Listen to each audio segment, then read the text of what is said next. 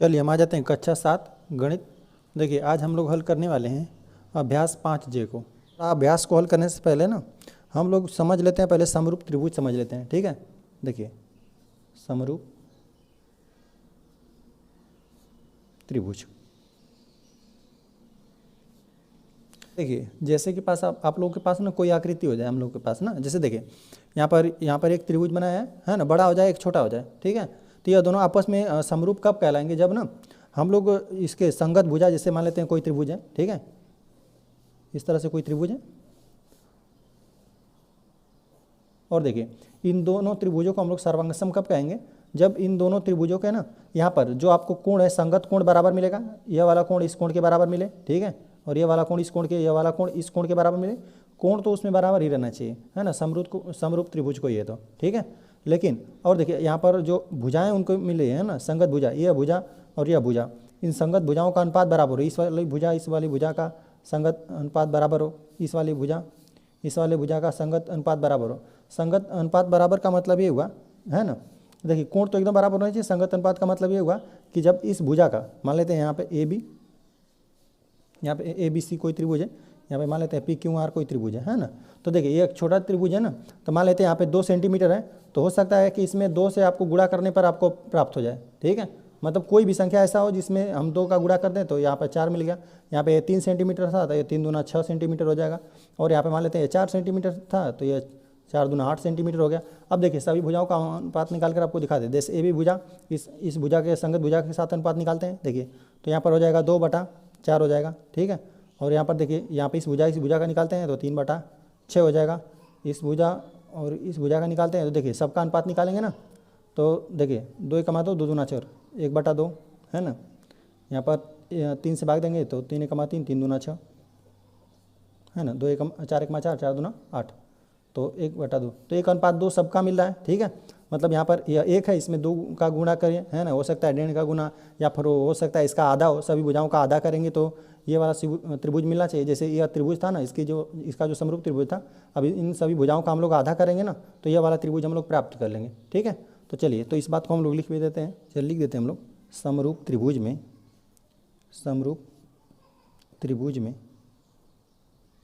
है ना, त्रिभुज के कोण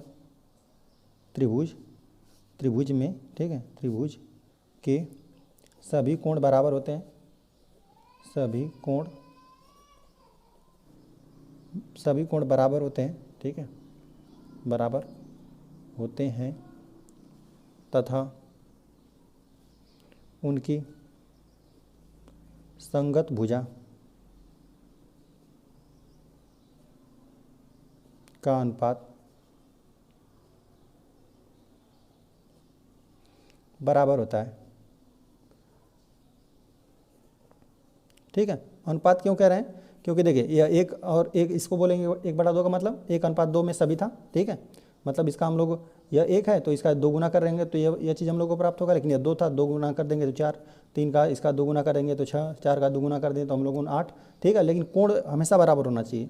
और देखिए थोड़ा हम लोग देखिए समरूप और थोड़ा हम आकृतियों की बात करते हैं। देखिए जैसे यहाँ पर कोई वृत्त हो गया ना, छोटा वृत्त है, और हम लोग कोई और थोड़ा सा बड़ा वृत्त ले लेते हैं, ठीक है। तो यह दोनों वृत्त आपस में क्या है, समरूप हैं, ठीक है। वृत्त आप तो कोई भी वृत्त खींचेंगे तो इस तरह आप समरूप ही मिलेगा, ठीक है। मान लेते हैं, और देखिए कोई वर्ग हम ले लेते हैं, है ना, कोई छोटा चीज़ है ना, इस तरह से सब कोण 90 अंश का होता है। तो इसी तरह हम लोग कोई और वर्ग ले लेते हैं, तो आप तो जानते हैं कि वर्गों में जो भुजा, ये वाला जो भुजा रहेगा वही सब भुजा रहेगा, ठीक है, जो ये वाला भुजा रहेगा वही सब रहेगा, ठीक है, और सब कोण 90 अंश का होता है। तो यह दोनों आकृतियाँ आपस में क्या है, समरूप हैं, ठीक है। जैसे आप कोई मान लेते हैं कि कोई आपका जैसे कोई फोटो है, मान लेते हैं छोटा फोटो है, ठीक है। अब उसी फोटो को हम लोग बड़ा कर दिए ना, इस तरह से कोई फ़ोटो है तो ये छोटा बड़ा फोटो है ना, तो यह सेम फोटो होना चाहिए, फोटो तो सेम हो, छोटा बड़ा रहेगा तो यही होता है हम लोग का समरूप आकृति, ठीक है। बाकी समरूप त्रिभुज क्या होता है, समरूप त्रिभुज में देखिए यह छोटा बड़ा रहेंगे आपस में, ठीक है। अगर एकदम देखिए अगर कोई चीज़ दोनों आगे एकदम बराबर होगी ना, जैसे कि मान लेते हैं यहाँ पर एक वर्ग है, ठीक है, और यहाँ पर भी एक वर्ग है, अगर दोनों एकदम बराबर हो जाता है तो इसे हम लोग बोल देते हैं कि सर्वांगसम, ठीक है। यह आगे आएगा, सर्वांगसम होता है, ठीक है, सर्वांग सम, ठीक है। अगर सभी एकदम बिल्कुल बराबर आ जाता है ना, मान लेते हैं सभी कोण भी बराबर हो जाए, है ना, और सभी भुजा भी बराबर आ जाते हैं। अगर बराबर बराबर सब कुछ आ जाता है ना, तो ये हो जाता है हम लोग का सर्वांग सम त्रिभुज, है ना। लेकिन यहाँ पर हम लोग को समरूप त्रिभुज पढ़ना है, ठीक है। समरूप त्रिभुज में होता है कि सभी कोण बराबर होना चाहिए, ये वाला कोण इस कोण के, है ना, संगत भुजा के, यहाँ पे ये वाला कोण इस कोण के बराबर हो जाए, ये वाला कोण इस कोण के बराबर, है ना, और संगत भुजाओं का अनुपात बराबर मिले। जैसे हम लोगों ने सभी भुजाओं का अनुपात निकाला ना, तो सबका कितना 1/2 आ रहा था, 1/2 आ रहा था, 1/2 आ रहा था, ठीक है। चलिए अब हम लोग प्रश्न पे आ जाते हैं। हम लोग अभ्यास 5J को हल करने वाले हैं। देखिए इसमें भी हम लोग हल करेंगे पहला वाले प्रश्न को। देखिए तो इसमें हम लोग को पहला प्रश्न दिया हुआ है ना, आकृति 5.50 है ना, यही आकृति हम लोगों के पास है, दोनों आकृतियाँ, ठीक है। तो देखिए दिया हुआ है में 2 त्रिभुज ABC और PQR। यहाँ पे देख रहे हैं कि PQR त्रिभुज है और एक ABC है ना, ABC त्रिभुज है, ठीक है। समरूप है ना, समरूप है तो मतलब इसका संगत कोण एकदम बराबर होगा, ठीक है, और भुजाओं का अनुपात साथ में बराबर होगा, ठीक है। तो इनकी भुजाओं की लंबाइयाँ सेंटीमीटर में अंकित है। जैसे देखिए यहाँ पर 2 दिया हुआ है, एक यहाँ पर नहीं दिया हुआ है, यहाँ पर इस तरह से 2 हम लोग को दिया हुआ है, एक नहीं दिया हुआ है, ठीक है। तो दिया हुआ है कि इनकी भुजाओं की लंबाइयाँ सेंटीमीटर में अंकित है, x और y ज्ञात कीजिए। चलिए हम लोग इसको हल कर लेते हैं। तो चलिए हम लोग लिख लेते हैं, हम जानते हैं कि समरूप त्रिभुज में, और देखिए इसमें हम लोग को सिर्फ भुजाओं की बात करना है ना, तो भुजाएं ही हम लोग लिख देते हैं कि संगत भुजाओं का अनुपात बराबर होता है। यहाँ पर कोण तो नहीं दिया हुआ है, ठीक है, सिर्फ भुजाएं दी हुई हैं, तो भुजाओं के हिसाब से हम लोग हल कर लेते हैं। हम जानते हैं कि समरूप त्रिभुज में सभी भुजाओं का, त्रिभुज के दोनों भुजाओं का, ठीक है, त्रिभुज के दोनों भुजाओं का, यहाँ पर हम इसी तरह लिख देते हैं, सभी भुजाओं का अनुपात बराबर होता है, ठीक है।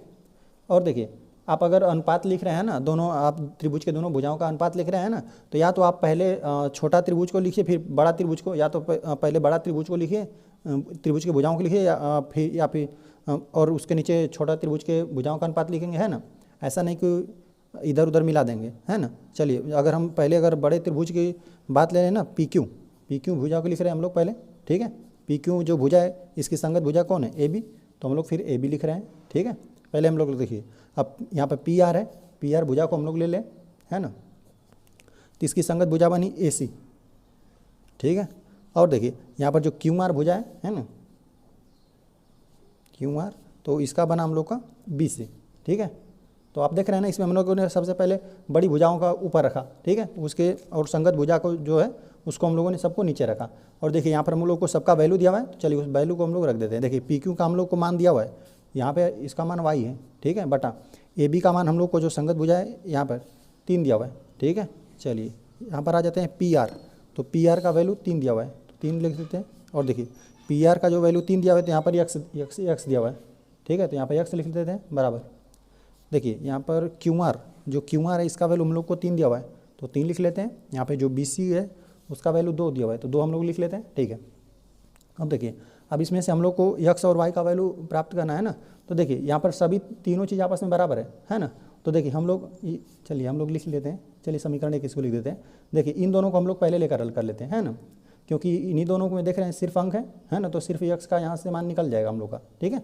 चलिए यहाँ से हम लोग ले लेते हैं। देखिए तीनों चीज़ आपस में बराबर है, आपकी जिसकी इच्छा हो इसको लेकर हम लोग हल करेंगे। तो देख रहे हैं कि यहाँ पर 2 अज्ञात राशि है, ठीक है, x और y है, तो यहाँ से नहीं हल हो पाएगा, ठीक है। लेकिन यहाँ पर देख रहे हैं कि इन दोनों को जब हम लोग साथ में ले रहे हैं तो सिर्फ एक ही अज्ञात राशि है, तो हम लोग इसका वैल्यू प्राप्त कर लेंगे, ठीक है। तो देखिए यहाँ पर हम लोग ले लेते हैं इन दोनों को ना, तो देखिए 3/x बराबर हो जाएगा 2/x, ठीक है, 3/2 है, ठीक है, 3/2 है ना। अब देखिए हम लोग तिर्यक गुणा करना जानते हैं, जो भागा में इधर रहता है यहाँ पे गुणा में चला जाता है, ठीक है। तो यहाँ पर हम लोग भागा में, तो यहाँ चला जाएगा गुणा में, तो यहाँ पर हो जाएगा 3 × 2, और जो कि यहाँ पर जो भागा में यहाँ पर गुणा में चला जाएगा, तो हो जाएगा 3x, ठीक है।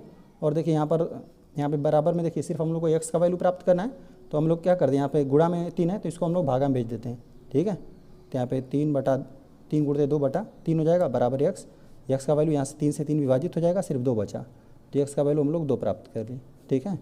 देखिए जब भी हम लोग बराबर के इधर होता है ना, कोई चीज़ रहता है बराबर के इधर प्लस में, तो बराबर को उधर हम लोग भेजते हैं तो माइनस में जाता है।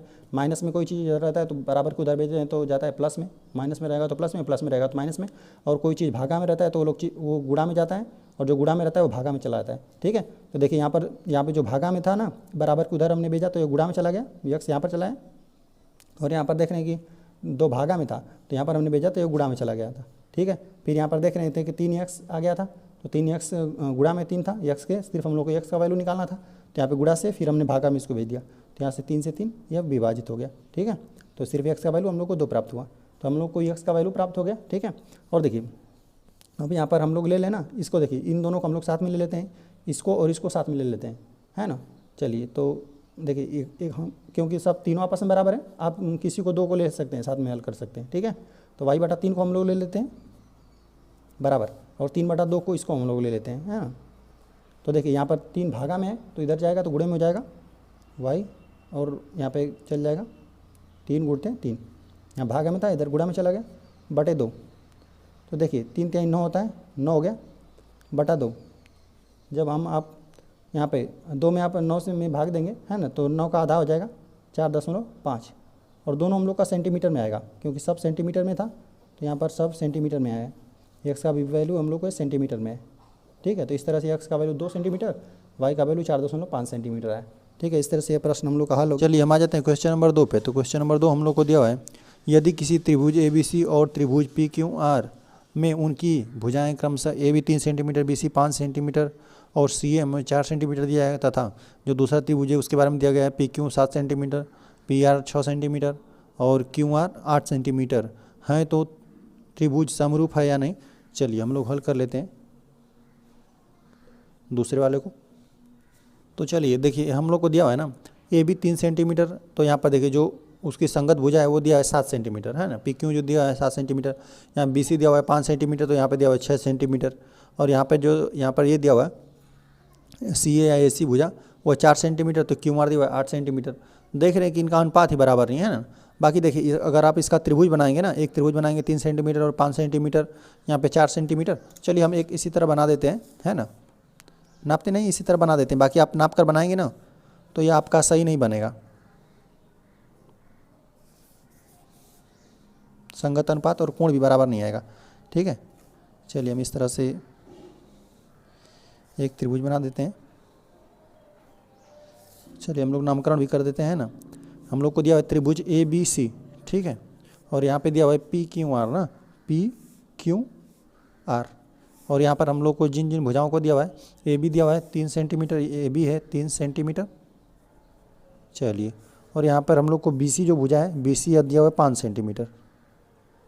ठीक है, और देखिए हम लोग को जो CA भुजा है वो 4 सेंटीमीटर दिया हुआ है, तो यहाँ पर लिख देते हैं 4 सेंटीमीटर। और देखिए जो दूसरा हम लोग का त्रिभुज है PQR उसमें दिया है PQ 7 सेंटीमीटर, PQ यहाँ पे दिया हुआ है 7 सेंटीमीटर। ठीक है, और यहाँ पे दिया हुआ है PR 6 सेंटीमीटर, तो PR यह बना। ठीक है, यहाँ पे PR दिया हुआ है 6 सेंटीमीटर। और चलिए यहाँ पर QR जो दिया है ये हम लोग को दिया हुआ है 8 सेंटीमीटर। ठीक है, तो जैसे दिया था त्रिभुज, और देखिए अगर बोल रहा है ना कि ABC और QR PQR जो त्रिभुज ये दोनों हैं, ठीक है, यह दोनों समरूप हैं, तो समरूप होने के लिए हम लोग जानते हैं कि संगत कोण बराबर हो। तो देख रहे हैं यहाँ पर तो कोण तो दिया नहीं है, तो लेकिन हम लोग भुजाओं का अनुपात निकाल देंगे ना। जो ये त्रिभुज हम लोग को ABC है और जो PQR है, इन दोनों त्रिभुजों का हम लोग संगत भुजाओं का अनुपात निकाल देंगे। अगर बराबर आ गया तो हम लोग कह देंगे कि दोनों त्रिभुज समरूप हैं, अगर नहीं आएगा तो हम लोग बोल देंगे कि दोनों त्रिभुज समरूप नहीं है। तो चलिए हम लोग यहाँ पे देखिए हल कर लेते हैं। हम जानते हैं कि समरूप त्रिभुज में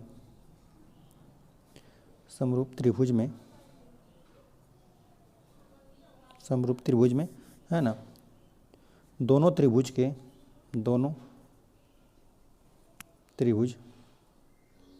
के संगत कोण बराबर होते हैं। कोण तो एकदम बराबर ही होना चाहिए, ठीक है, होते हैं, तथा संगत भुजाओं का का अनुपात बराबर होता है। ठीक है, तो चलिए हम लोग यहाँ पर कोड नहीं दिया है, भुजाओं को ही देखकर हम लोग को बताना है ना। तो चलिए हम लोग देखते हैं इसका। देखिए संगत भुजा हम लोग निकालते हैं। देखिए ए बी सी हम लोग को त्रिभुज दिया था। देखिए जैसे त्रिभुज दिया रहता है वो एकदम वैसे ही लिखते हैं। देखिए ए बी सी त्रिभुज दिया था, यहाँ पे पी क्यू आर दिया था। तो यहाँ पर देखेंगे कि आपको यहाँ पे बी सी दिया हुआ है ना। देखिए यहाँ पर पहले देखिए ए बी का संगत भुजा कौन सा बनेगा, यहाँ पे जिस त्रिभुज के दोनों को तुलना कर रहे हैं ए बी भुजा का आप तुलना करेंगे पी क्यू से। ठीक है, तो ए बी भुजा यही है, तो इसका हम लोग तुलना करेंगे पी क्यू से। ठीक है, जैसे यहाँ पे ए बी सी त्रिभुज दिया था वैसे हमने पी क्यू आर लिखा है। ठीक है, तो ए बी भुजा का आपको पी क्यू से तुलना करेंगे। ठीक है, और जो देख रहे हैं बी सी भुजा है ना, देखिए पहले में पहला दूसरा लेते हैं एक बार, तो इसका पी क्यू बनेगा। ठीक है, और जो यहाँ पे देखिए बी सी का हम लोग तुलना करेंगे तो किससे, क्यू आर से तुलना करेंगे। बी सी जो भुजा है इसका हम लोग क्यू आर से, जो क्यू आर बना ना, इससे हम लोग तुलना करेंगे। ठीक है, चलिए और यहाँ पर जो दिया है, और पहला वाला लास्ट वाला फिर लेते हैं। पहला लास्ट मतलब ए सी भुजा ले लेंगे हम लोग ना, तो हम लोग को पी आर, तो फिर हम लोग पी आर से तुलना करेंगे। ठीक है, तो चलिए हम लोग इस तरह तुलना कर लेते हैं। चलिए हम लोग लिख देते हैं त्रिभुज की संगत भुजा ना, दोनों त्रिभुज की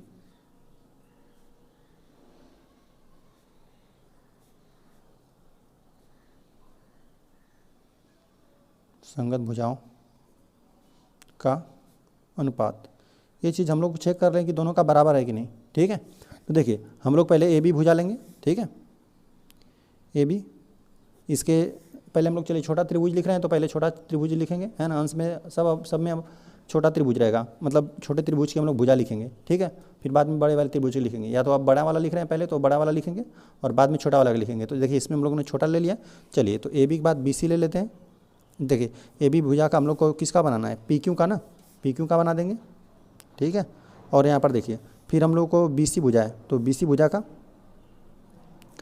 भुजा का यहाँ पर देख रहे हैं क्यू आर, तो क्यू आर यही बना है ना, क्यू आर ले लेंगे। चलिए यहाँ पर हमने ए बी ले लिया और बी सी ले लिया, तो ए सी हम लोग का बचा था तो ये ए सी हो जाएगा, ए सी बटा, चलिए इसको हमने ले लिया है ना, क्यू आर ले लिया है, पी क्यू ले लिया, तो यहीं बचा, तो यहीं वाला हो जाएगा पी आर।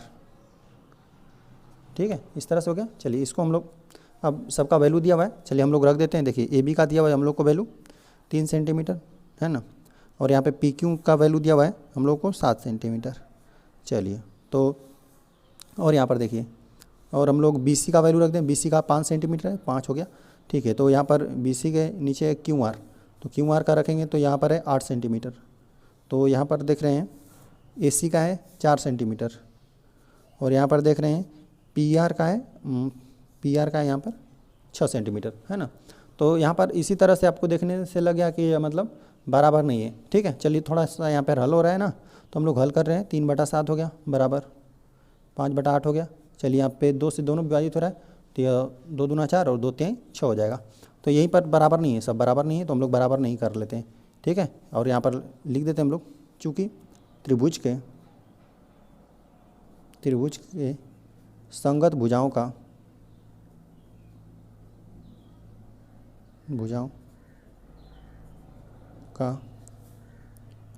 अनुपात बराबर नहीं है, इसलिए दोनों त्रिभुज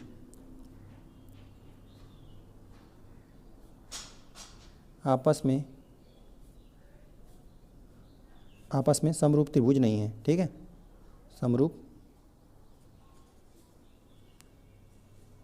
त्रिभुज नहीं है। ठीक है, समरूप त्रिभुज रहता है ना, तो इन सब का जैसे कि हम लोग मान लेते हैं किसी का 2 गुना 3 गुना रहता है ना, यहाँ पर 3 है तो इसका 2 गुना या 3 गुना करने पर हम लोग को बड़ा त्रिभुज प्राप्त हो जाता है। ठीक है, और हम लोग इस तरह से अनुपात निकालते ना, मतलब हम लोग अंश और हर को घटाते ना, तो सब 1/2 आता तो सब 1/2 आता है ना, 3/4 आता तो सब 3/4 आता, सबका अनुपात निकालते ना। अगर दोनों समरूप त्रिभुज रहता है ना, तो सबका सभी भुजाओं का अनुपात बराबर आता, संगत भुजाओं का अनुपात बराबर आता। और साथ में अगर आप इस दोनों त्रिभुज को आप बनाएंगे ना, जितना सेंटीमीटर का यह दिया हुआ है कि ये भी आप 3 सेंटीमीटर खींच लीजिए, अगर आप खींचेंगे ना, खींच कर आप देखिएगा, अपने से बनाइएगा कि आप 3 सेंटीमीटर का इस तरह खींच देंगे, फिर 5 सेंटीमीटर का है ना। चलिए, और यहाँ पर सी ये दिया हुआ है 4 सेंटीमीटर, इस तरह से आप त्रिभुज रचना कर लेंगे है ना, तो आप देखेंगे जब आप P Q A B C त्रिभुज का भी ए बी सी त्रिभुज को भी बना लीजिए और जो पी क्यू आर त्रिभुज है ना उसको भी आप बना लेंगे। तो आप बना लेंगे तो आप देखेंगे कि दोनों एकदम सेम नहीं आएगा। मतलब हमने तो इस तरह से बनाया है कि ये वाला और ये वाला दोनों एक ही तरह से दिख रहा है ना, लेकिन आप बनाएंगे तो इस तरह नहीं मिलेगा। ठीक है। और साथ में यहाँ पे देखिए जो कोण ए पर कोण बन रहा है ना, इस कोण को भी नापिए। कोण ए और कोण पी को बराबर आना चाहिए, है ना। देखिए संगत कोण बराबर आना चाहिए। जो कोण ए पर बनता है वह कोण पी के बराबर आना चाहिए, और जो कोण बी पर बन रहा है वो कोण क्यू के बराबर आना चाहिए। जो यह वाला कोण है इस वाले कोण के बराबर आना चाहिए। ठीक है। जो कोण सी पर बन रहा है वो कोण आर के भी बराबर आना चाहिए। तो आप बना कर नापेंगे ना तो यह वाला बराबर ये सब नहीं मिलेगा। ठीक है। संगत कोण भी बराबर नहीं मिलेगा अगर आप बनाकर इस तरह त्रिभुज हल करेंगे तब। लेकिन बाकी इस तरह से हम लोग भुजाओं से ही देखते हैं, आप बता देते हैं। ठीक है। या तो आप संगत भुजाओं का अनुपात बराबर आ गया तभी भी कह देंगे कि दोनों त्रिभुज समरूप हैं। बाकी अगर संगत कोण भी बराबर आ जाते हैं तो हम लोग कह देते हैं कि दोनों त्रिभुज समरूप हैं। परंतु यहाँ पर हमने संगत भुजाओं का अनुपात निकाला तो यही बराबर नहीं है, तो हम लोगों ने कह दिया कि ये दोनों त्रिभुज समरूप नहीं है, त्रिभुज नहीं है। ठीक है। इस तरह से यह प्रश्न हम लोग का हल हो गया। चलिए यहाँ जाते हैं क्वेश्चन नंबर 3 पे। तो क्वेश्चन नंबर 3 हम लोग को दिया हुआ है आकृति 5.15 में त्रिभुज। यहाँ पे एक आकृति हम लोग को दिया हुआ है। ठीक है। में त्रिभुज ए बी सी और पी क्यू आर समरूप है ना। समरूप पहले हम लोग को बोल दिया, मतलब सभी कोण जो संगत कोण होंगे वो बराबर होंगे और संगत भुजाओं का अनुपात भी बराबर होगा। ठीक है। तो चलिए यहाँ पर एक हम लोग को पी क्यू आर यहाँ पे त्रिभुज दिया हुआ है छोटा वाला, और बड़े वाले त्रिभुज का नाम ए बी सी है। तो दिया हुआ है त्रिभुज पी क्यू आर में से भुजाओं को ज्ञात कीजिए, है ना। देखिए जो बाहर वाली त्रिभुज है, बाहर वाला त्रिभुज है ए बी सी, उसका सभी भुजाओं का हमको वैल्यू दे दिया। यहाँ पे 2.8 सेंटीमीटर और यहाँ पे दिया हुआ है 3 सेंटीमीटर, और यहाँ पे जो हम लोग को क्यू आर है ना यहाँ पर 1.5 सेंटीमीटर इसका वैल्यू दे दिया है। बाकी यहाँ पे पी क्यू का ज्ञात करना है हम लोग को और पी आर का वैल्यू ज्ञात करना है। तो चलिए हम लोग हल तीसरे वाले को कर लेते हैं। देखिए हम लोग लिख देते हैं समरूप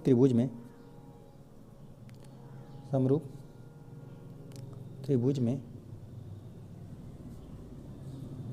संगत भुजाओं का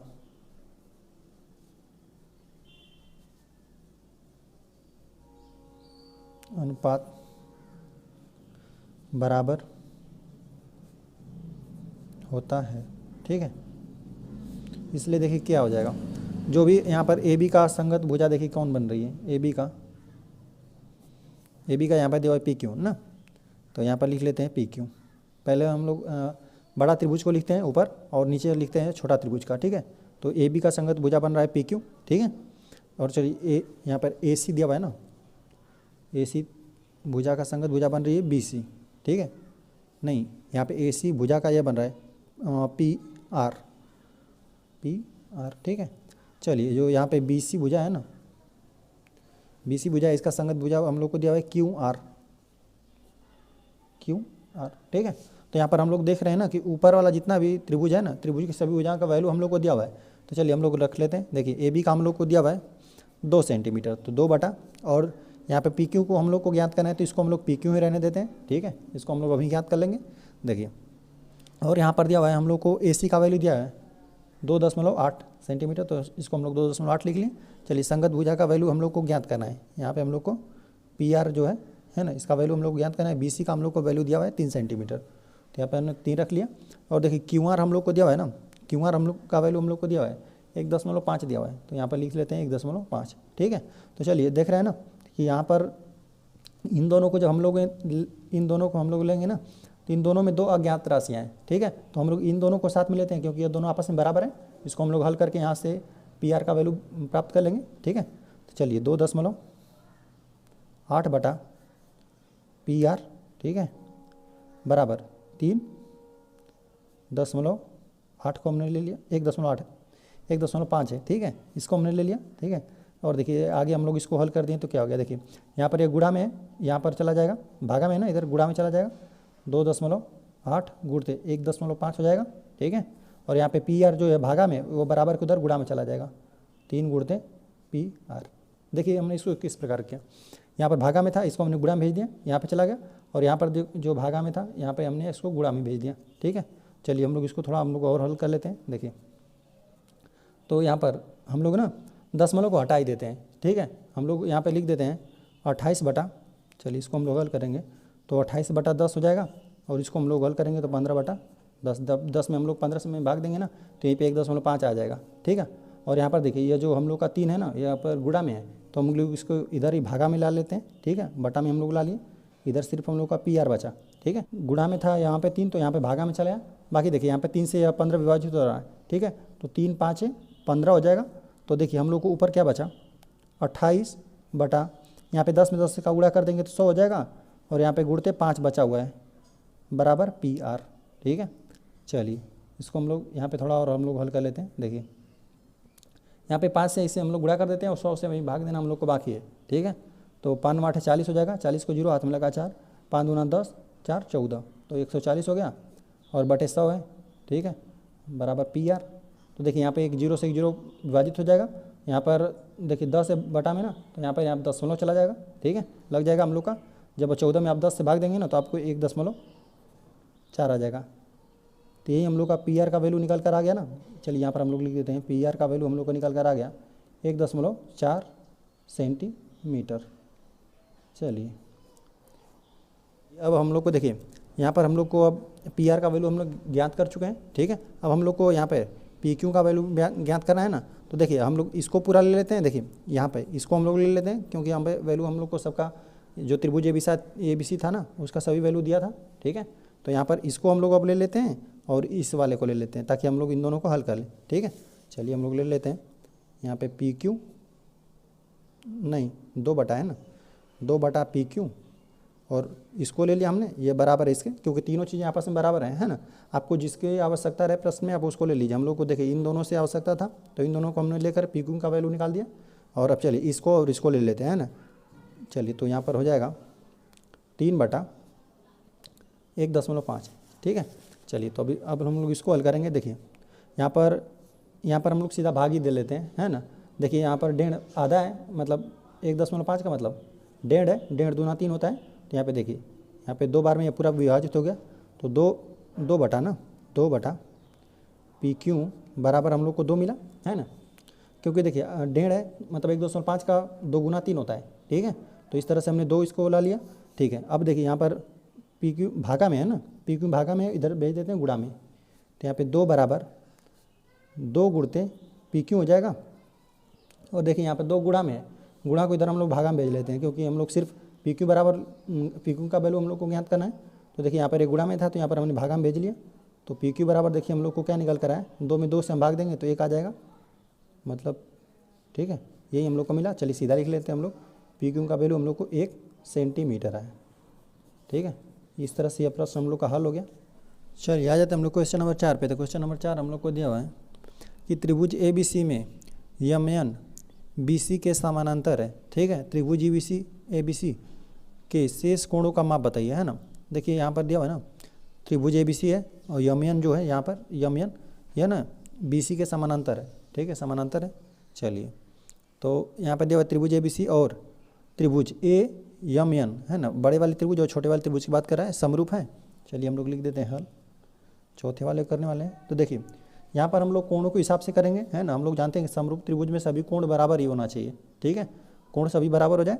यहाँ पे हम लोग सभी देखिए ये वाला कोण, तो देखिए ये जब छोटे वाले त्रिभुज हम लोग लेंगे ना, ए यम एन में लेंगे, ठीक है। तो यहाँ पर तो ये 88 अंश इसमें भी रहेगा और इस बड़े वाले त्रिभुज में ए बी सी में भी रहेगा 88 अंश।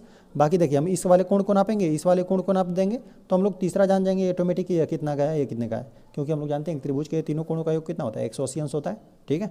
तो चलिए हम लोग लिख देते हैं इसको, है ना, लिख देते हैं त्रिभुज ए बी नहीं ए बी सी ना, चलिए ए बी सी को नाप लेते हैं पहले, त्रिभुज ए बी सी में, ठीक है। सभी कोण देखिए यहाँ पर दिया हुआ है हम लोग को ए बी सी में ना, बड़े वाले त्रिभुज की बात कर रहे हैं। देखिए बी ए सी यहाँ पर लिख देते हैं हम, कोण बी ए सी बराबर दिया हुआ है 88 अंश, ठीक है। तो चलिए हम लोग इस वाले कोण को नाप लेते हैं, जो यहाँ पर ए बी सी है ना, तो यहाँ पर इस वाले कोण को हम लोग नाप लेते हैं। देखिए जो कोण बी पर बन रहा है, ठीक है। तो चलिए हम लोगों ने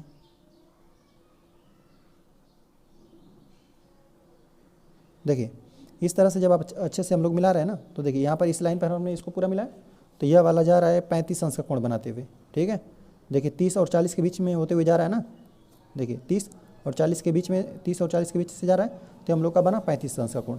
तो लिख देते हैं कोण ए बी सी ABC बराबर 35 अंश। और देखिए यहाँ पर ये 88 अंश है, ठीक है, 88 अंश। तो देखिए अब हम लोग ACB कोण ACB, जो ACB यहाँ पर जो कोण बन रहा है ना, देखिए इन दोनों को जोड़ के हम लोग 180 अंश में से आप घटा देंगे ना, तो आपको निकल कर आ जाएगा कितना, 57 अंश। ठीक है, इस वाले कोण का वैल्यू कितना हो जाएगा, 57 अंश, क्योंकि हम लोग जानते हैं त्रिभुज के तीनों कोणों का योगफल कितना होता है, 180 अंश होता है। तो देखिए जब हम इन तीनों को आप जोड़ेंगे ना, चलिए जोड़ कर आपको दिखाते हैं हम। देखिए 88 है, 35 है और 57 है, नापेंगे तो 57 अंश ही आएगा आपका। ठीक है, चलिए यहाँ पर देखिए, यहाँ पर 7 5 12 होता है और 12 में 8 जोड़ देंगे तो 20, तो यहाँ पे 2 हाथ ही लगेगा तो 2 यहाँ पर चलाएगा, 8 तो 10 और देखिए 3 13 और 13 में आप 5 जोड़ देंगे तो आपको मिल जाएगा 18 अंश, 180 अंश हो जाएगा। चलिए यहाँ पे 57 अंश बना। ठीक है, अब हम लोग त्रिभुज AMN में भी नाप लेते हैं, AMN में। ठीक है, चलिए तो यह वाला कोण AM, देखिए MAN तो रहेगा ही, है ना, कोण MAN 88 अंश। ठीक है, क्योंकि यह इस भी जो छोटा वाला त्रिभुज बन रहा है, इस त्रिभुज में भी 88 अंश तो रहेगा ही। ठीक है, बाकी हम लोग जो कोण M पे बन रहा है कोण, इसको हम लोग नाप लेते हैं। देखिए कोण कितना, AMN, कोण AMN को नाप लेते हैं।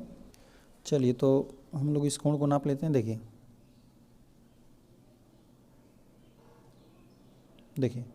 इसको जब हम अच्छे से नाप रहे हैं ना,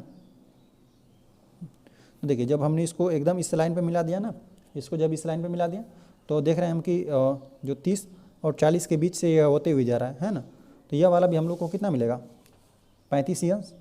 35 अंश से हम लोग का मिला। तो देखिए तीसरा वाला ऑटोमेटिक हो जाएगा, इतना 57 अंश का तीसरा वाला हो जाएगा, जो हम लोग का बना था ANM, कोण ANM हो जाएगा हम लोग का 57 अंश।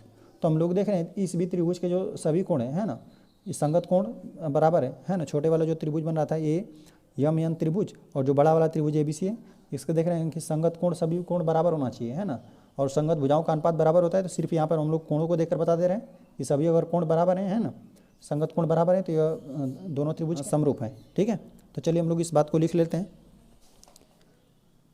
दोनों त्रिभुज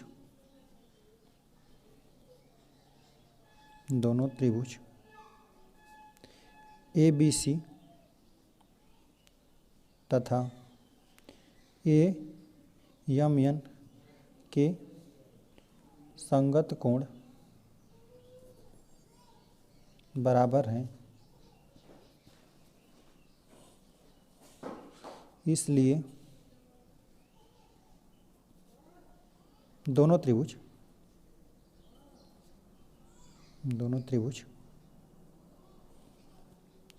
समरूप है। ठीक है, इस तरह से यह प्रश्न हम लोग का हल हो गया। चलिए हम आ जाते हैं क्वेश्चन नंबर 5 पे। तो क्वेश्चन नंबर 5 हम लोग को दिया है उपयुक्त आकृति 5.153 ना, इसकी बात कर रहे हैं। ठीक है, यदि यम तथा n AB और AC भुजाओं के मध्य बिंदु पर स्थित हो। ठीक है, यहाँ पर बोला है ना कि यहाँ पर जो यम और n बिंदु है ना, AB के मध्य बिंदु पर यह है। ठीक है, और यहाँ पर जो यहाँ पे AC का मध्य बिंदु यहाँ पर n है ना, तो इसके मध्य बिंदु पर स्थित है। ठीक है, चलिए हो तो भुजा BC और MN का अनुपात ज्ञात कीजिए। चलिए हम लोग लिख देते हैं, हल हम लोग 5वां वाले करने वाले हैं। देखिए चलिए हम पहले लिख लेते हैं ना, पहले दोनों त्रिभुज के बारे में देख लेते हैं। देखिए दोनों त्रिभुज का हम लोग पहले देखिए कोण भी नापेंगे, और ये जो छोटा वाला त्रिभुज बन रहा है ना AMN है ना, इस त्रिभुज का नापेंगे, और यहाँ बड़े वाले त्रिभुज का इसका ये वाला कोण भी नापेंगे। ठीक है, अगर ये दोनों कोण बराबर आ गया तो दोनों त्रिभुज का संगत कोण बराबर आ जाएगा, तो दोनों त्रिभुज क्या हो जाएगा हम लोग का, समरूप हो जाएगा। ठीक है, तो देखिए और यहाँ पर हम लोग को दिया हुआ है ना कि मध्य बिंदु पर मिल रहा है। ठीक है, तो हम दोनों भुजाओं का अनुपात भी निकालेंगे, है ना, तीनों भुजाओं का अनुपात निकालेंगे। ठीक है, तो चलिए हम लोग हल कर लेते हैं। देखिए पहले हम लोग लिख देते हैं त्रिभुज इस छोटे वाले त्रिभुज की बात करते हैं AMN में। ठीक है, चलिए यहाँ पर जो कोण A दिया हुआ है हम लोग को, यहाँ पर लिखते हैं MAN, कोण MAN बराबर हम लोग को 88 अंश दिया हुआ है। ठीक है, और यहाँ पर देखिए कोण AMN हम लोग को दिया हुआ है, यह 30 अंश का दिया हुआ है। ठीक है, तो देखिए यहाँ पर 88 यहाँ पर यह हो गया या 30 हो गया, ठीक है। तो इन दोनों को जोड़कर 180 में से जब आप घटा देंगे ना तो मिलेगा आप लोग को कोण ANM, यह मिलेगा आपको 62 अंश, है ना। इन तीनों को जब आप जोड़ेंगे ना, देखिए इन तीनों को जोड़कर हमको दिखाते हैं, तीनों को जोड़ेंगे तो 180 अंश आना चाहिए आपको, ठीक है। 88, 30, 62, देखिए 8 2 10 को 0 और हासिल जो एक लगेगा ऊपर लिख देते हैं, ठीक है। 8 1 9, 10 11 12 हो गया, 12 6 18 होता है। तो ये इस तरह 180 अंश हो गया, ठीक है। चलिए अब हम लोग यहाँ पर लिख देते हैं नीचे त्रिभुज, इस बड़े वाले त्रिभुज की हम लोग बात कर लेते हैं ABC में, ठीक है। चलिए जब बड़े वाले त्रिभुज में देख रहे हैं ना कोण ए तो आएगा ही, है ना। बड़ा वाला त्रिभुज हम लोग लेंगे तो कोण तो ए तो आएगा ही। तो चलिए BAC, कोण BAC बराबर हम लोग को 88 अंश है, ठीक है। और चलिए इस कोण B को हम आपको माप कर दिखाते हैं। देखिए जब मापेंगे ना, देखिए जब हमने इस लाइन पर बिल्कुल मिला दिया इसको ना, तो यहाँ पर देखिए 30 अंश से होते हुए जा रहा है ना, 30 अंश से होते हुए जा रहा है। तो ये अभी हम लोग का मिला कितना, 30 अंश। लिख देते हैं कोण ABC बराबर या 30 अंश। तो ये लास्ट वाला ऑटोमेटिक हो जाएगा 62 अंश का। ये हमारा ACB हम लोग को मिला 62 अंश। तो देख रहे हैं कि सभी संगत कोण बराबर हैं आपस में, है ना। तो ये त्रिभुज हम लोग का समरूप त्रिभुज हो गया, ठीक है। लिख देते हैं कि दोनों त्रिभुज के संगत कोण बराबर हैं, संगत कोण बराबर हैं, अतः दोनों त्रिभुज समरूप त्रिभुज है ना। दोनों त्रिभुज आपस में समरूप त्रिभुज है, ठीक है।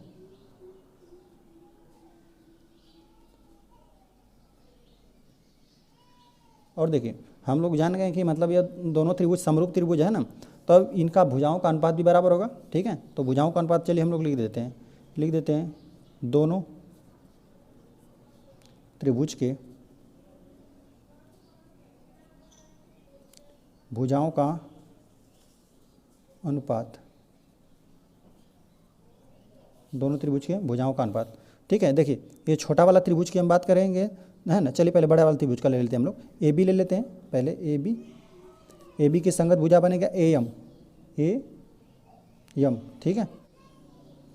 AB लिख लेते हैं AC, ठीक है। और यहाँ पे तीसरे वाले हम लोग का हो जाएगा BC ना। चलिए AC के संगत भुजा कौन सा बनेगा, MN, ठीक है। और BC का संगत भुजा बनेगा AN, है ना। तो इस तरह हमने संगत भुजाओं का अनुपात लिख लिया, ठीक है। यहाँ पर AC भुजा का ना संगत भुजा AN लिखना था हमको, ठीक है। AN लिखना है, ठीक है। और यहाँ पे BC भुजा का संगत भुजा है MN, है ना। यहाँ पर MN हो जाएगा, ठीक है।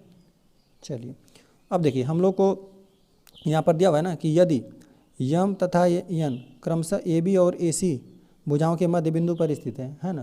कह रहा है ना कि जो MN बिंदु है ना वह AB के मध्य बिंदु पर स्थित है। मतलब देखिए यहाँ पर मध्य बिंदु का स्थिति का मतलब इसको बराबर भागों में बांट रहा है ना। मतलब यहाँ पर देखिए यहाँ पर 2 सेंटीमीटर होगा तो यह 1 सेंटीमीटर होगा, ठीक है। तो चलिए जितना हो वे होगा। देखिए AB जो होगा वो पूरा, चलिए इसको हम लोग 2 लिख लेते हैं, यह 2/1 हो जाएगा। क्यों हमने लिखा इस तरह, क्योंकि इसको मध्य बिंदु पर है यह, ठीक है। तो आधा यह हो जाएगा, आधा यह, ठीक है। तो लेकिन जब हम लोग AB को लिखेंगे तो AB अगर 2 सेंटीमीटर का रहेगा तो यह हमेशा आधा रहेगा 1 सेंटीमीटर, ठीक है। अगर यहाँ पर यह AB 10 सेंटीमीटर का रहता, ठीक है, AB अगर 10 सेंटीमीटर का रहता तो यह हम लोग का 5 सेंटीमीटर का। अगर 10/5 हम लोग 5 भी लिखते हैं ना, 10/5 भी लिखते हैं तो हम लोग को 5 से विभाजित करते 10 को तो 2 बार में आता, 2:1 ही आता, ठीक है। अब देखिए उसी तरह हम लोग को AC का भी मध्य बिंदु N दिया था ना। AC भी अगर 20-20 सेंटीमीटर का रहता है ना, तो 20 सेंटीमीटर का रहता तो यह 10 सेंटीमीटर का रहता, क्योंकि यह इसका आधा है तो अभी हम लोग का 2:1 ही बनेगा, ठीक है। तो BC/MN हम लोग को ज्ञात करना है। और हम लोग जानते हैं कि यह त्रिभुज समरूप त्रिभुज है, यह हमने आपको बता दिया है। समरूप त्रिभुज पहले ही, तो इसका भी अनुपात ये जो BC/MN है इसी को हम लोग साथ में ले लेते हैं, ठीक है। इन्हीं दोनों को साथ में ले लेते हैं। तो देखिए BC/MN हो जाएगा 2/1, मतलब BC/MN हो जाएगा। देखिए BC का कितना है 2:1, यही आ जाएगा हम लोग का उत्तर। चलिए हम आ जाते हैं क्वेश्चन नंबर 6 पे ना। तो क्वेश्चन नंबर 6 हम लोग को दिया है 2 समानांतर रेखाखंड, है ना, जिसको हम लोग नाप सकें, ठीक है। ठीक है, रेखाखंड खींचना है, ए बी और सी डी खींचिए। ए को डी से और बी को सी से मिलाइए। मान लीजिए कि वे एक दूसरे को बिंदु ओ पर काटती हैं। क्या त्रिभुज ओ ए बी और ओ डी सी समरूप होंगे? चलिए हम लोग जैसे पहले दिया हुआ ना वैसे हम लोग बना लेते हैं। देखिए हम लोग हल करने वाले हैं छठा वाले, और देखिए हम लोग को दो समानांतर रेखाखंड खींचना है ना, तो चलिए हम लोग स्केल से ही खींच लेते हैं। देखिए इस पार हमने खींच लिया, और चलिए इधर भी हम लोग खींच लेते हैं रेखाखंड। ठीक है, चलिए यहाँ पर हो गया ए बी, और यहाँ पर हो गया हम लोग का बी सी बोला है ना, ए बी सी डी। ठीक है, इस तरह से हमने दो रेखाखंड खींच लिए। अब बोला है कि ए को डी से, जो ए को हम लोग को डी से मिलाना है, चलिए मिला देते हैं हम। ए को डी से मिला दिए और बी को सी से मिलाना है, चलिए बी को हम लोग सी से मिला देते हैं।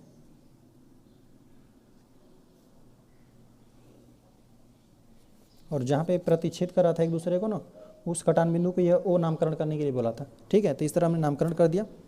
क्या त्रिभुज ओ ए बी, तो देखिए ओ ए बी यह वाले त्रिभुज की बात कर रहा है, और ओ सी डी इस त्रिभुज की बात कर रहा है, इन दोनों त्रिभुज की बात कर रहा है। चलिए तो देखिए इस तरह से हमने दो त्रिभुज बना दिया ना, तो इन दोनों त्रिभुज को हमको समरूप दिखाना है। देखिए जब इस त्रिभुज की बात करें ना, तो हम लोग देखिए या तो हम लोग भुजाओं का अनुपात बराबर दिखा दें, या फिर हम लोग दिखा दें कि सभी कोण आपस में बराबर हैं, संगत कोण बराबर है। ठीक है, तो चलिए तो यहाँ पर देखिए ये वाला इस वाले त्रिभुज में, इस वाले त्रिभुज में देखिए जब दो रेखाएं आपस में एक दूसरे को प्रतिच्छेद करती है ना, तो शीर्षा मुख कोण बराबर होते हैं। देखिए आमने सामने का ये वाला कोण बराबर होगा।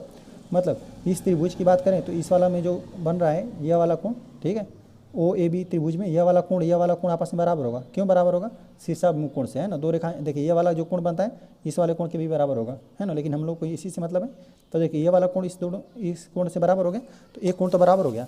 बाकी देखिए कोण बी और सी भी बराबर होगा। देखिए ये किस प्रकार से बराबर होगा, देखिए इस तरह से हम दो समानांतर रेखाएं खींच देते हैं, और देखिए एक इस तरह से हम लोग तिर्यक रेखा खींच देते हैं ना। चलिए तो जब हम लोग जानते हैं कि ये हम लोग कक्षा 6 में पढ़े थे कि जब दो समानांतर रेखाएं को एक तिर्यक रेखा काटती है ना, तो देखिए संगत कोण आपस में बराबर होते हैं। यह वाला कोण इस कोण के बराबर होगा, ये संगत कोण बना, यह वाला कोण यह इस वाले कोण के बराबर होगा, यह वाला संगत कोण इस संगत कोण के बराबर होगा, यह वाला कोण इस कोण के बराबर होगा। ठीक है, साथ में एकांतर कोण भी बराबर होंगे। देखिए इस कोण का एकांतर कोण बनेगा, एकांतर कोण इस वाले कोण का यह वाला कोण बनेगा, है ना। एकांतर ये बाएं कोण बन रहा है, इस वाले कोण का यह वाला कोण एकांतर बाएं कोण, इस वाले एकांतर कोण का बाह्य कोण यह वाला कोण। ठीक है, और देखिए एकांतर अंतः कोण का, देखिए एकांतर अंतः कोण में इस वाले कोण का यह वाला कोण आपस में बराबर होगा एकांतर अंतः कोण में, और यह वाला कोण इस वाले कोण के बराबर होगा, है ना। और साथ में हम लोग जानते हैं कि समानांतर रेखा तिर्यक रेखा को काटती है ना, तो इस वाले कोण और इन दोनों कोणों का योगफल कितना होता है? 180 अंश होता है। ठीक है, तो चलिए हम लोग इस बात को जानते हैं। तो देखिए यहाँ पर हम लोग देखिए ध्यान देंगे, इस तरह से यह समानांतर रेखा थी, यह भी समानांतर रेखा थी। इस तरह से एक तिर्यक रेखा इस तरह से काट रही थी ना, तो एकांतर कोण आपस में बराबर होते हैं, तो यह वाला कोण इस कोण के बराबर होगा। ठीक है, तो इसी तरह यह समानांतर रेखा थी, है ना, यह समानांतर ए बी और सी डी के समानांतर है। तो देखिए यह वाला जब कोण इस तरह से, मतलब यह वाला बिंदु ए और डी को हम लोगों ने मिला है ना, तो यह वाला कोण इस वाले कोण के बराबर होगा। क्यों बराबर होगा? एकांतर कोण के, देखिए एकांतर अंतः कोण से बराबर हो रहा है। ठीक है, देखिए यह वाला कोण इस कोण के बराबर होगा। देखिए यहाँ पर यह वाला कोण इस वाले कोण के बराबर होता है एकांतर अंतः कोण के, है ना, यह वाला, और यह वाला कोण इस कोण के बराबर होता है। तो चलिए हम लोग लिख लेते हैं। ठीक है, चलिए हम लोग लिख देते हैं त्रिभुज ए बी सी तथा ए बी सी नहीं त्रिभुज है, ओ ए बी है। ठीक है, ओ ए बी, ठीक है, तथा त्रिभुज ओ सी डी में, है ना।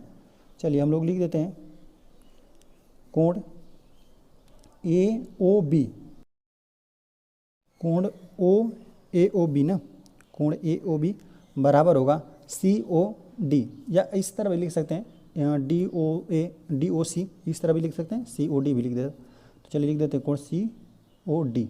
हमने ऐसा क्यों लिखा हमने शीर्षा भिमुख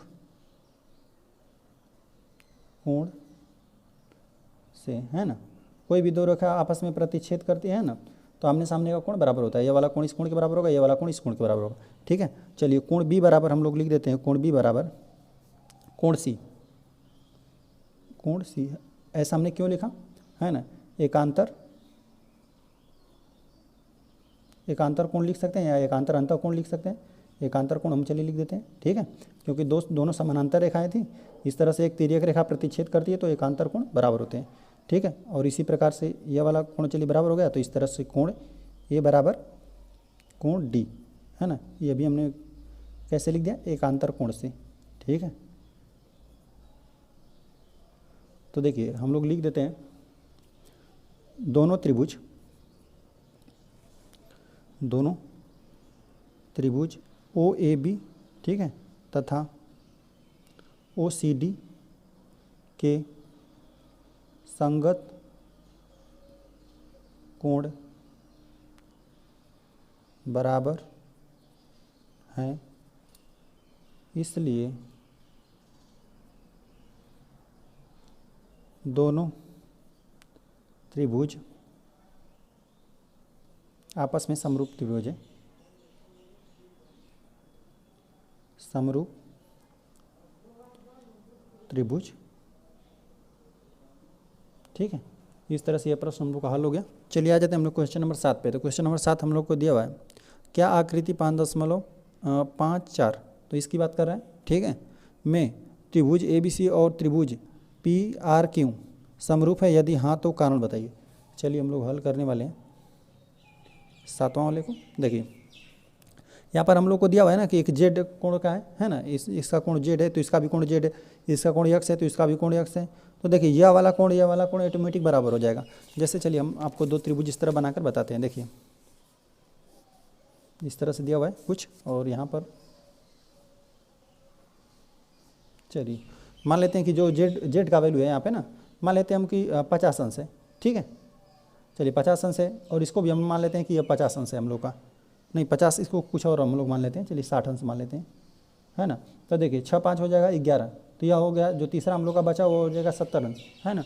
6 5 11 और 11 7 कितना 18 अंश, 180 अंश हो जाएगा, ठीक है। तो देखिए यहाँ पर हो जाएगा, तो देखिए जेड के जो बराबर है वो भी यहाँ पर है, तो ये भी 50 अंश हो गया, ठीक है। तो यहाँ पर देखिए, और जो यक्स का वैल्यू यहाँ पर है यहाँ पर दे दिया है, तो यहाँ पर यह हो जाएगा 60 अंश, तो यह वाला हो जाएगा 70 अंश।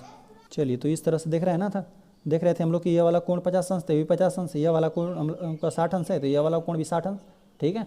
और देखिए तो मतलब दो कोण तो बराबर हैं, तो तीसरा तो ऑटोमेटिक ही बराबर होगा, क्योंकि तीनों कोणों का योगफल कितना होता है 180 अंश होता है। तो दो कोणों का आप बराबर मिला हुआ है, तो तीसरा तो ऑटोमेटिक बराबर मिलेगा, ठीक है। और देखिए थोड़ा सा इस बात का हम लोग एक बात ध्यान देंगे। देखिए हम बता रहे हैं ABC, यहाँ पर मान लेते हैं PQR त्रिभुज है ना। तो देखिए जब हम लोग संगत भुजाओं को लिखेंगे ना, देखिए कोण तो आप देख रहे हैं ना, यहाँ पर 50 अंश है, यहाँ पर 50 अंश है, यहाँ पर 60 अंश है, यहाँ पर 60 अंश नहीं मिला आपको 60 अंश यहाँ पर मिला है।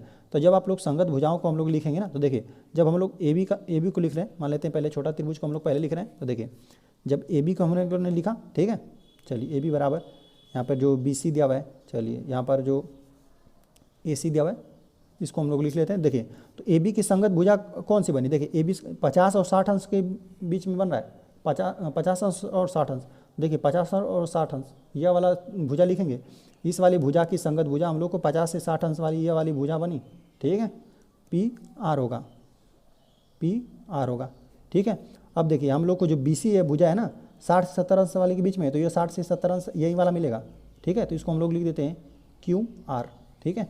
अब देखिए जो AC है ना यह 50 70 वाला है, तो 50 70, तो इसका यह वाला मिला, 50 70 के बीच में यह वाला भुजा था, तो इसके भुजा यह मिला हम लोग को, यह वाला PR था ना हम लोग को, तो PR, ठीक है, नहीं PQ है ना, तो PQ। इस तरह से भुजाओं का अनुपात हम लोग लिखेंगे। इस तरह से हमने देखिए आपको बताया कि कोणों का भी ध्यान रखेंगे।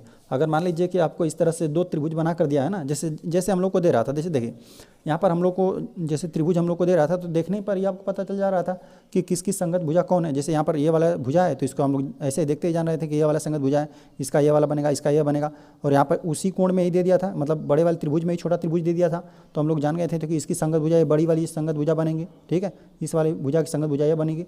तो इस वाला त्रिभुज हम लोग को दे दिया था, तो इस वाले त्रिभुज में देखिए AM का संगत भुजा यह AB बनेगा, यहाँ पे AMN का संगत भुजा यहाँ पे BC बनेगा, ठीक है। AN का संगत भुजा ये बड़ी वाली भुजा बनी। लेकिन यहाँ पर हम लोग को ना त्रिभुज का इधर उधर उलट पुलट कर दे दिया है, ठीक है। यहाँ पर ऐसा नहीं दिया हुआ कि यहाँ पर Z दिया हुआ है तो फिर यहाँ पर X दिया हुआ है, मतलब जेड एक्स यहाँ पर लिखा हुआ है तो यहाँ पर भी जेड और एक्स लिखना चाहिए था, लेकिन ऐसा नहीं दिया हुआ है, बस त्रिभुज को मतलब इधर उलट फेर कर दिया है, ठीक है। तो इस बात को ध्यान रखेंगे, जैसे जेड वाला कोण यहाँ पर बना था तो यहाँ पर ये तो मिल रहा था, लेकिन यहाँ पर एक्स कोण जो यहाँ पर बन रहा है ना वो यहाँ पर नहीं बनाकर यहाँ पर बनाया है, तो यह वाला कोण का संगत कोण यह वाला कोण बनेगा, ठीक है। तो इस वाले कोण का संगत कोण यह वाले कोण का संगत कोण तो यह वाला कोण का संगत कोण यह, ठीक है। चलिए हम लोग इस बात को लिख देते हैं, चलिए हम लोग लिख देते हैं त्रिभुज, यहाँ पर ए बी सी में लिख देते हैं पहले, त्रिभुज ए बी सी में, ठीक है। देखिए तो हम लोग को देखिए यहाँ पे कोण ए बराबर जेड दिया हुआ है, कोण ए बराबर जेड, ठीक है। चलिए कोण बी बराबर हम लोग को दिया हुआ है यक्स दिया हुआ है, तो देखिए कोण जो सी है वो हम लोग का क्या हो जाएगा। देखिए अगर हम लोगों के पास दो कोण रहते हैं ना, दो कोण मान लेते हैं, कोई मान लेते हैं इस तरह कोई त्रिभुज हम लोग के पास है, ठीक है।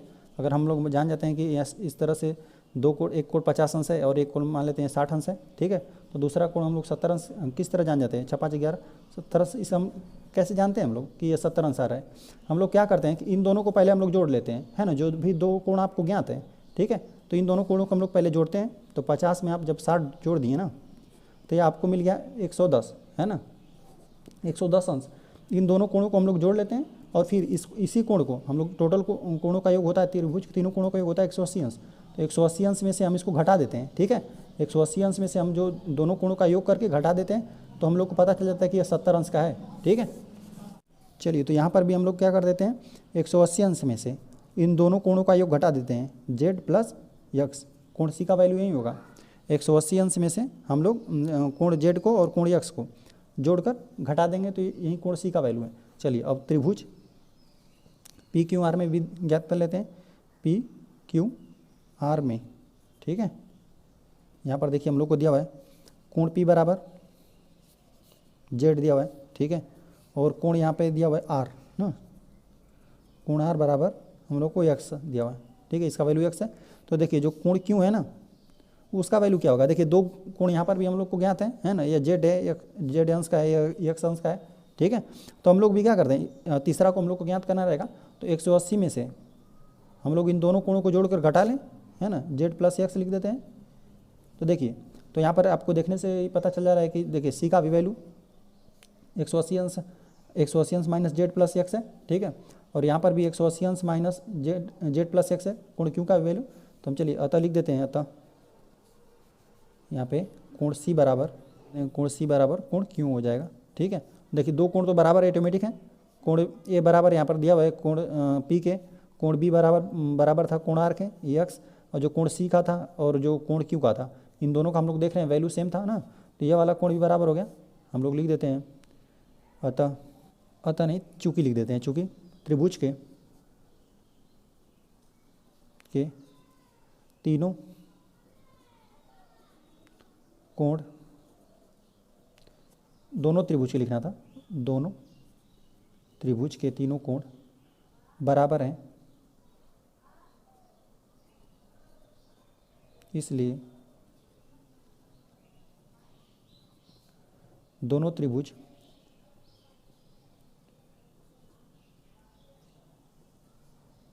समरूप त्रिभुज हैं।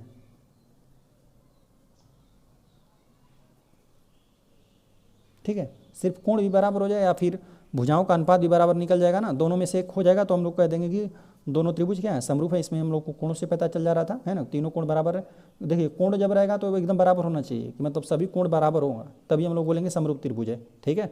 लेकिन जब संगत भुजाओं का अनुपात है ना बराबर रहेगा तभी संगत भुजाओं का अनुपात हम लोग निकालेंगे, है ना। सभी भुजा का जैसे यहाँ पर रहता तो हम लोग जो यहाँ पर दोनों कोणों का बीच का भुजा है, इन दोनों कोणों का हम लोग अनुपात निकालते हैं, ठीक है। इसका और इसका अनुपात निकालते हैं और इसका और इसका अनुपात निकालते हैं, अनुपात हम लोग निकालेंगे, है ना। तो वह बराबर आना चाहिए, तो अनुपात में हम लोग मतलब भुजाओं के हिसाब से देखेंगे तो हम लोग अनुपात निकालेंगे। लेकिन जब हम लोग कोण को देखेंगे ना तो कोण एकदम बराबर होना चाहिए। तो यहाँ पर हमने देखा कि सभी कोण आपस में क्या था, बराबर थे, त्रिभुज के तीनों कोण बराबर हैं, इसलिए दोनों त्रिभुज समरूप त्रिभुज हैं, ठीक है। इस तरह से यह प्रश्न हम लोग का हल हो गया। चलिए आ जाते हैं हम लोग क्वेश्चन नंबर 8 पे ना। तो क्वेश्चन नंबर 8 हम लोग को दिया हुआ है कि 20 मीटर बराबर 1 सेंटीमीटर मानकर एक खेत का आकार आकृति 5.55 में दिखाया गया है ना। आकृति देखिए इसी में दिखाया गया है, 5.55 में दर्शाया गया है। 40 मीटर बराबर 1 सेंटीमीटर मानकर खेत का नया आकार अपनी अभ्यास पुस्तिका पर दर्शाइए। चलिए हम लोग हल करने वाले हैं। 8वां वाले को ना, देखिए देखिए कोई खेत था, खेत का आकार इस प्रकार से, देखिए यहाँ पर 13 सेंटीमीटर है, लेकिन यहाँ पे 13 सेंटीमीटर लंबाई दी है, 12 यहाँ पे 5 सेंटीमीटर ना। तो लेकिन इस 13 सेंटीमीटर में देखिए 1 सेंटीमीटर में हम लोग को 20 मीटर छिपा हुआ है, ठीक है। तो चलिए यहाँ पर मतलब मेन क्या था उसको, जिसको यहाँ पर ये बदल कर लिखा गया है ना, उसको हम लोग आपको बना कर दिखाते हैं। देखिए हम लोग इस तरह से मान लेते हैं, है ना। तो देखिए 1 सेंटीमीटर में कितना 20 मीटर छुपा हुआ है, तो 20 मीटर से इसमें जब आप गुणा कर देंगे ना तो आपको पूरा निकल कर आ जाएगा कितना था। जैसे यहाँ पर क्योंकि देखिए 1 सेंटीमीटर में आपका 20 मीटर छिपा हुआ है, तो चलिए 20 में हम लोग गुणा कर देते हैं 13 का, तो हो जाएगा 13 दूना 26, 260 मीटर, ठीक है। यह 260 मीटर था, ठीक है। और यहाँ पर यह कितना था 5, यहाँ पे 1 सेंटीमीटर मानकर लिखा गया है, तो यहाँ पर 5 सेंटीमीटर है, तो 5 दूना 10 हो जाएगा, 5 दूना 10 और 1 जीरो यहाँ पर लग जाएगा 100 मीटर, ठीक है। और यहाँ पर खेत था 12 दूना 24, 240 मीटर। देखिए मेन यह खेत इस प्रकार से था, ठीक है। 260 मीटर इस तरह से लंबाई था और 100 मीटर इस तरह से था, 240 मीटर इस तरह से था। तो इसने क्या कर दिया 20 सेंटीमीटर को 1 सेंटीमीटर मान लिया, जैसे यहाँ पर ना सब में 20 से भाग दे दिया, 20 से भाग देकर जो बचा है ना 20 से भाग दिया, और जो बचा उसको सेंटीमीटर में यहाँ पे इसने लिख लिया था कि 13 सेंटीमीटर है, ठीक है।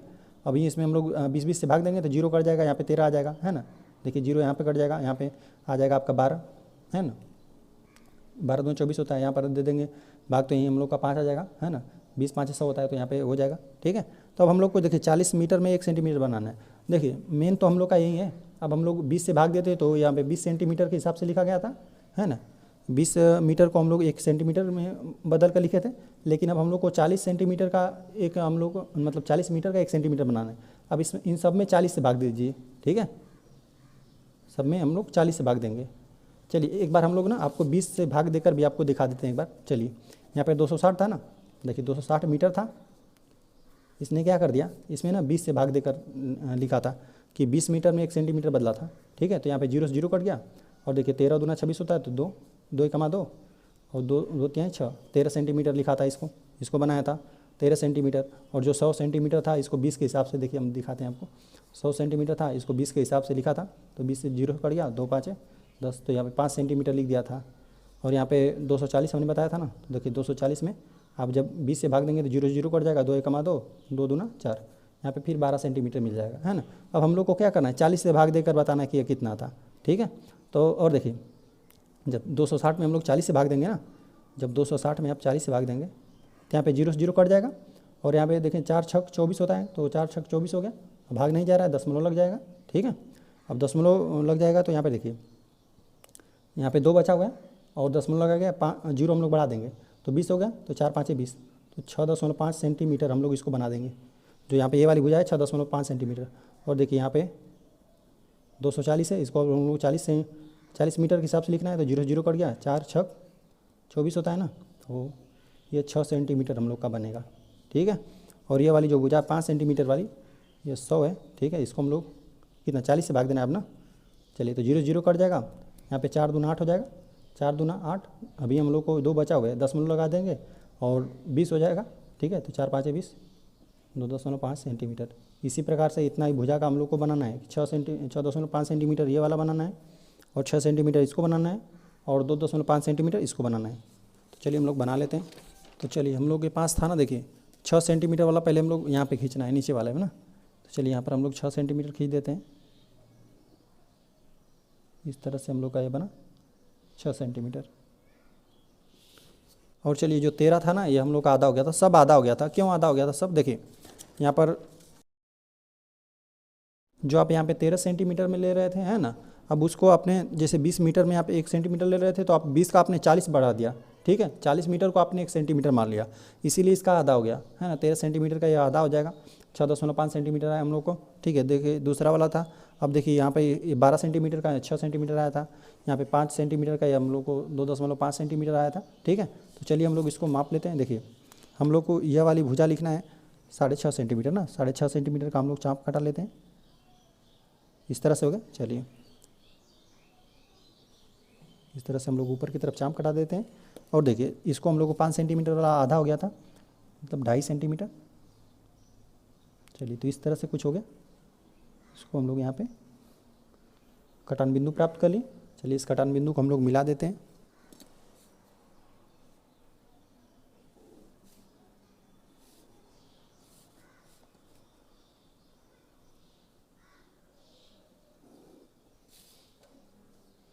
चलिए तो ये हम लोग का त्रिभुज कुछ इस तरह से बन गया, 6.5 सेंटीमीटर, यहाँ पे 6 सेंटीमीटर और यहाँ पे बन गया था 2.5 सेंटीमीटर, क्योंकि आपने 20 सेंटीमीटर का 1 सेंटीमीटर ले रहे थे पहले, अब आपने 40 मीटर का ले लिया है ना 1 सेंटीमीटर, इसीलिए आधा हो गया सब कुछ। ये जो जितनी भी भुजाएं थी सेंटीमीटर में सब आधा हो गई थी, यहाँ पे सेंटीमीटर। और यहाँ पे हम लोग चलिए पैमाना लिख देते हैं यहीं पे, ठीक है, पैमाना ना लिख देते हैं हम लोग 40 मीटर बराबर हम लोगों ने 1 सेंटीमीटर में, इस तरह से हमने त्रिभुज खींच लिए। ठीक है, यही हम लोग का हल हो गया। चलिए इस तरह से अभ्यास हम लोग का समाप्त हो गया। वीडियो पसंद आए तो चैनल को सब्सक्राइब जरूर करें।